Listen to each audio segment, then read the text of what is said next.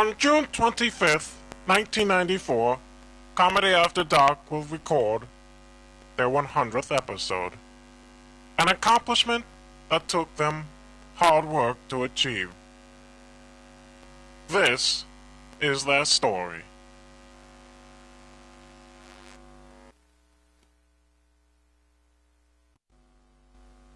On December 1st, 1975, around 3:45, Michael M. Burke Jr. was born. Ever since he was a child, people knew he'd be some kind of performer. Whenever he saw a microphone, he'd pick it up and start to sing or talk in it. On his Bee Gees PA system, he would make sounds such as airplanes and dogs, anything to make people laugh. He loved to make people laugh. He didn't mind going up in front of an audience of his family and acting like a fool.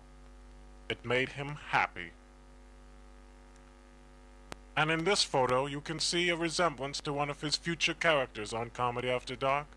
Here he is wearing, of course, the Cecilia Ray wig. As he got older, things began to change. He would do impressions of different cartoon characters. Then he began doing accents from England and Australia. In 1988, something different happened. While in a conversation with his friend Carl Peterson in 7th grade class with Mr. Cummings, Carl did an impression of Bobcat Goldthwait. Mike thought, I think I can do it. And so he did. Everyone was amazed. Immediately following that, he began doing an impression President of the United States, Ronald Reagan. It was dead on. People fell out of their chairs. No one knew that this young boy who liked to play with microphones and dress up as different people would be doing this for a living.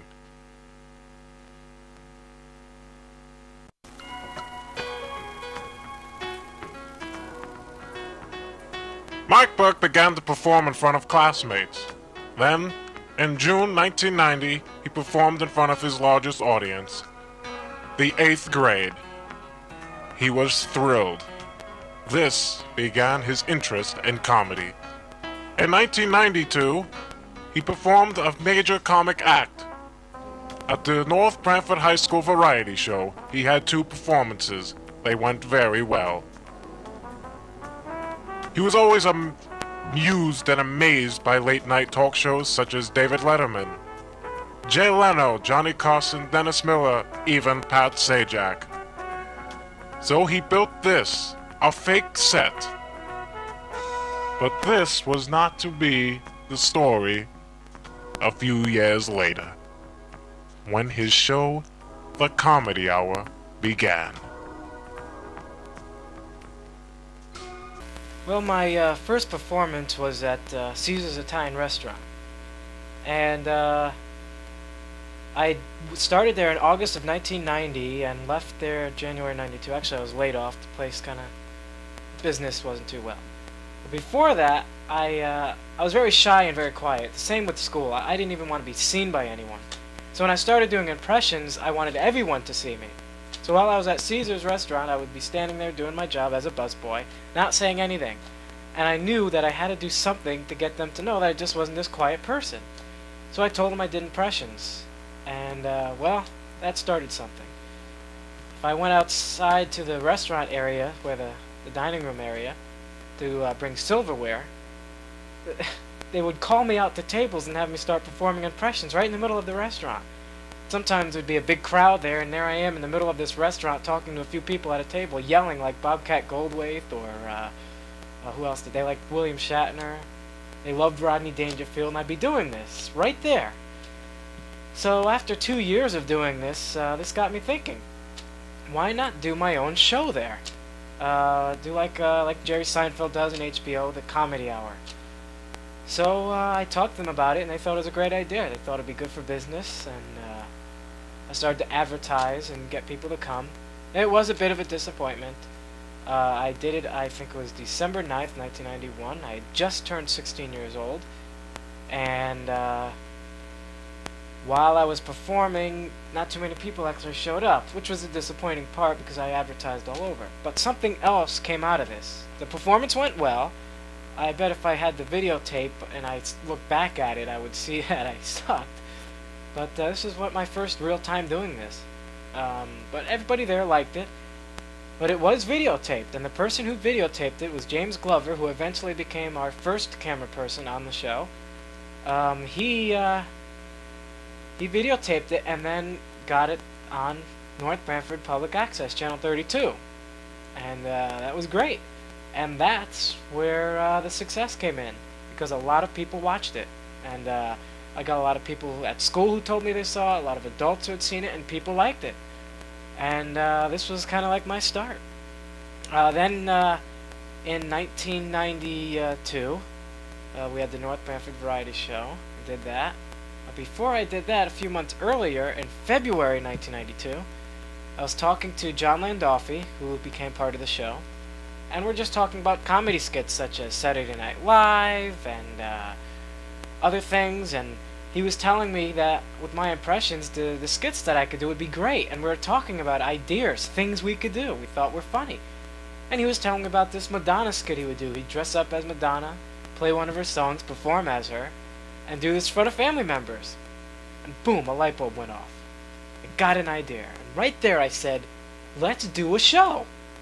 He thought I was nuts. I said, no, I even have a set in my basement. I built this fake talk show desk, and I just did it for the hell of it, but it's there. We could do it. I can get James to do the camera work. He did it for that comedy special I did. He thought I was nuts. So that day I went home after school, and I began redoing the set. I put bricks up, and I started to fix it, and I got these microphones hooked up. I had speakers. I talked to my brother Chris, who was like, I don't know, maybe 11 or 12 at the time, and said, why don't you help me do the show? And me and Chris actually used to do comedy skits on cassette tapes. We would do like Action News 8 news reporters. And that's kind of where the first show is based from. The first show is based from what we used to do on the cassette tapes. And that's how Weekend News came to be. So he was excited about it. And we went and redid the set and started to build it and hang these curtains up and microphones and lights. And just the first day I had this done. Anyways, the second day I brought in the photograph of the set to John and I said, look. And he bought it. And he said, let's do it. And so we did. Within a week, I had the first show written. We had it casted. We talked to James about the camera and about putting it on television. He talked to his mother, who worked with the public access station. And everything started to go. Then about a month later, not even a month later, just a few weeks later, we actually filmed our first show. It was in March. And all we had was the Cecilia Ray skit and the Silence of Richard Simmons. Everything else didn't come out too well. The whole cast didn't show up. It was only James and Aaron Fleming, who was also a cast member. John didn't make it, and Jen Souls, who was also supposed to be on the show, didn't make it. And we filmed those things. And unfortunately, the lighting was bad for our studio, so we had to redo that. But at least we got those things, and Cecilia Ray was born on that day. And based from a person I had met at Caesar's Italian restaurant. And I still remember that. The lady's like, oh my god, you're so funny. Those impressions are hilarious. Hey, when you turn 18, let me know. I'll be your agent. Hey, oh, by the way, I didn't finish this piece of pie. You want a piece of pie? Huh, you want a pie? Oh, he's so cute. Isn't he cute, Mildred? Oh, he's a cutie pie. Oh, yeah, blow it out. Sure. Hallelujah. Yeah, whatever. However, this is my show. Now, first of all, I just want to say that I'm privileged. This was Cecilia Ray, and Ladies and gentlemen, she was supposed to have heavy makeup on, and as you see each show go by, you see me with more makeup on. That's Chris, and my little sister Ryan. Chris must have been about 12, Ryan must have been about 6. We were just playing these two older ladies. I had no idea that this character would become so popular. Yeah, I heard that. Yeah, it's about you. You didn't hear the time your husband said, I am leaving. it was tough getting the show going after that, after March. I remember days sitting in front of the dining room waiting for everyone to come in do the show. Sitting there by the window, not one person showed up. I was about to give up. But I didn't, and I'm glad I didn't. In May 1992, May was May was huge for me. I decided to join the North Branford Variety Show and decided to go perform comedy. This is going to be a tough thing for me because I am very shy, and until the show, I just couldn't really speak out to people. But I thought I should do this, and I did it. For May 22nd, 1992, on a Friday, it was Johnny Carson's final night of his show. I had it all planned for my show to be recorded the following Saturday, May 31st, 1992. And I went out on stage. I was so nervous. My heart was beating really fast. Oh God, how am I going to do this? And I went out, and as soon as I walked out on stage, I became who I really am. I just got this overwhelming amount of confidence, and I went out there and performed right in front of all these people. There were hundreds of people there, and it went great. They were laughing, they were enjoying it. I got applauses, and there's people laughing hard, and it was incredible. And this really got me going, and I knew that when I started this show, I had to do it. I had to do the best I can. I just can't give up. You can see the amount of emotion I get now from thinking about it. I got so excited. Well, finally, May 31st, 1992, it was, well, it happened. The show began. On a rainy Sunday morning, May 31st, 1992, the comedy hour began, and public television would never be the same.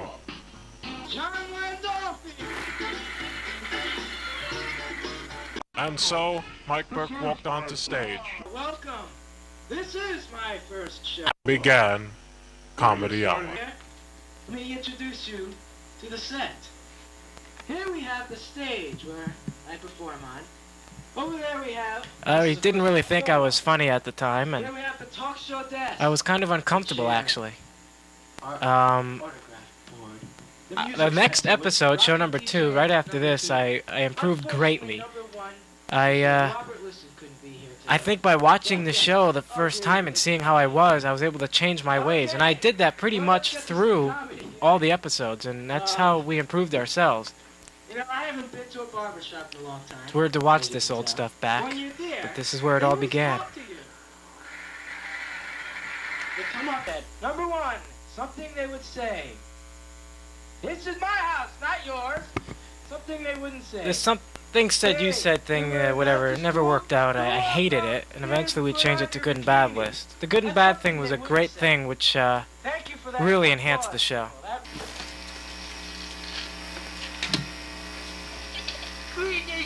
The summer went well for Comedy After Dark,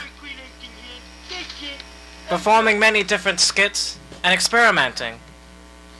This was the first time for all of them. None of them had ever performed before, and it was up to them to make this show work. Hello and welcome to the Pedantry Club. The cast had changed throughout the 2 years the show went on. The first summer it was John Landolfi, special appearances by Jen Stoles, Chris Burke, special appearances by James Glover and Aaron Fleming. And eventually, I want to introduce my new sidekick and announcer. Lawrence Degley joined the show. Lawrence Degley, ladies and gentlemen.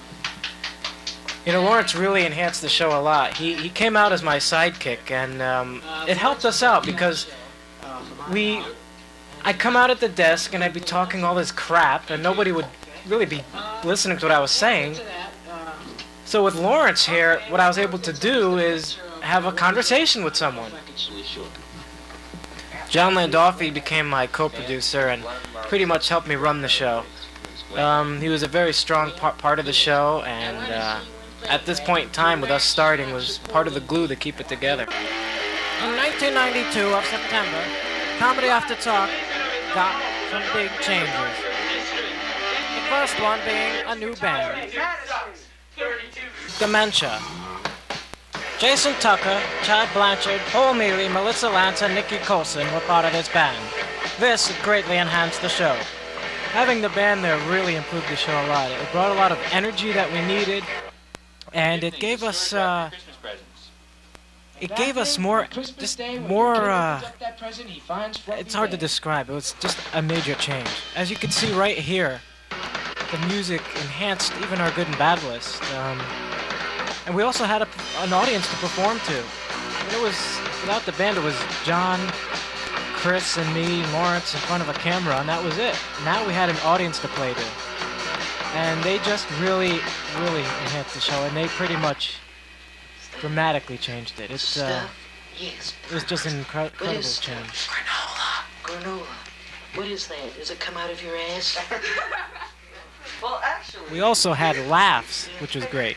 I mean, having an audience, hearing their laughs was also enough to give us more energy. And in September 1992, as they got their new band, the show finally aired on television. North Bradford Public Access 32 ran 8 episodes. But only after 2 weeks, Mike Burke left. But it wasn't long before that something else would happen. The Comedy Hour got a new home, TCI Cablevision of Southern Connecticut. The show would now be seen in more than 6 towns, some of them including huge populations. When the show aired November 1992, it got a great response. It was strange to sit in the classroom and hear people talk about the show they had just seen. And it was my show they were talking about. It was like what you would hear from like Saturday Night Live or something like that. It was amazing, and have people coming up to us. The show got really popular. The cast also benefited from this.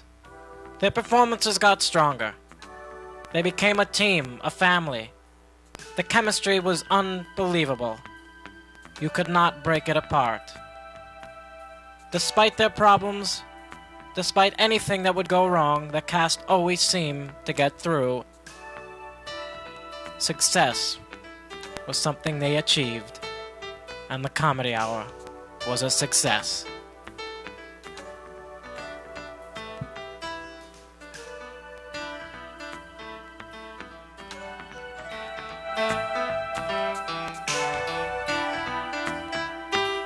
They closed off the year, making each episode better than the last. At times, things got a bit controversial. You know, we had our period of time where we were swearing, and we had bad language, some sick things we were saying, and I do regret those things. But I think it taught us something, because we found what worked and what didn't work, and I think it made us better performers that way. I mean, here's a bunch of people who have never done this before, and we were learning, and we did learn. And I think after our 50th show, after I'd say our 40th episode, when the show got its new name, Comedy After Dark, I think that's when we really took a big leap forward. The bad language was almost gone. There was no dirty talk. It's all a learning thing.